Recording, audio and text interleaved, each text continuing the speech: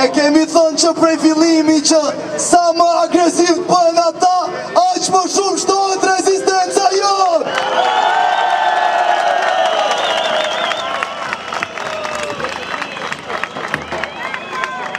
Për demokracinë, po shumë e nevojshme për rezistencën.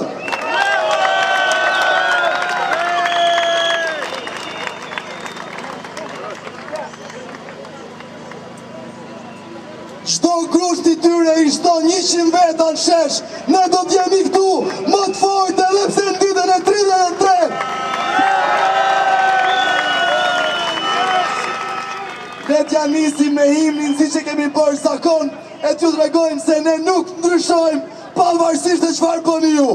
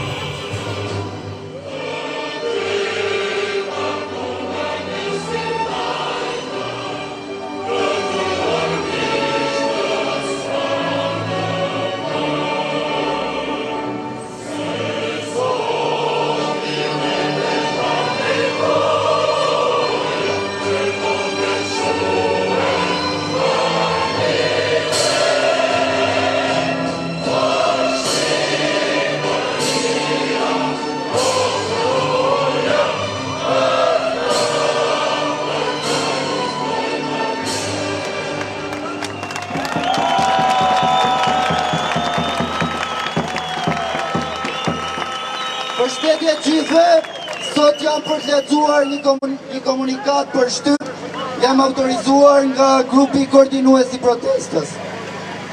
Në emër të grupit koordinues protestës, jemi të detyruar që sot, në ditën e 33, të mbajmë këtë komunikat sqaruese, si për ata që janë protest, ashtu edhe për ata që po na ndjekin nga e gjithë Shqipëria ose diaspora.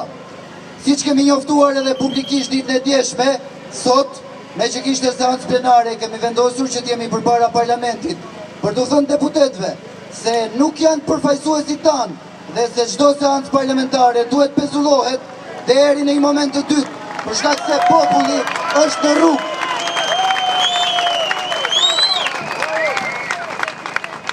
Në protestën e ditës sotme kishim lajmëruar qytetarët që të pajiseshin me vezë dhe miell, me qëllim bërjen pistë të deputetëve që nuk përfaqësojnë votuesit, por krimin e organizuar, oligarkin dhe kryetarin e partisë.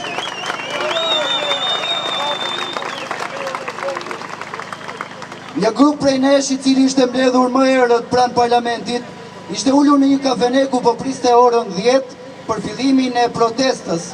Në atë moment papritur të shfaqur ish ministri i drejtësisë, i akuzuar për blerje votash në Dibër. Konkretisht në dosje 184, Ulsi Manja, së bashku me bodyguardët e tij.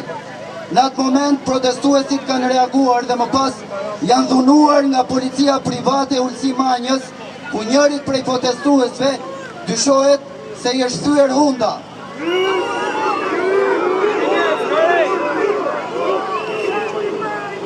që në këtë moment dukej sikur sot policia kriminale ishte bërë gati për dhunë dhe arrestime ndaj qytetarëve. Më pas arrestimit të djemve, protesta vjoj normalisht, sigurisht, me qytetarë të revoltuar për shkak padrejtësisë që kishte ndodhur. Kjo vjoj derisa në një moment qytetarët të cilët ishin ulur pranë parlamentit filluan të dhunoheshin nga policia në mënyrë të menjëhershme dhe jo proporcionale.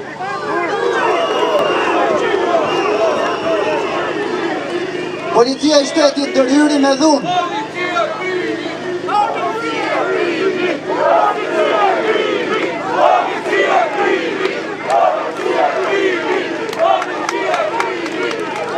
Policia e shtetit ndërhyri me dhunë, me shkopin gome, gaz lotësjellës, pepper spray e me radhë, duke shpërndar qytetarët dhe duke arrestuar shumë prej tyre. Dita e sotme na tregoi se kryeministri Rama dhe shtetit tij kriminal i erësosur durimi. Ai po tenton me çdo kusht që këtë protestë, e cila ka qenë një protestë shembull për sa i përket qytetarisë, etikës, kreativitetit dhe nivelit të lartë të demokracisë, ta bëj pis.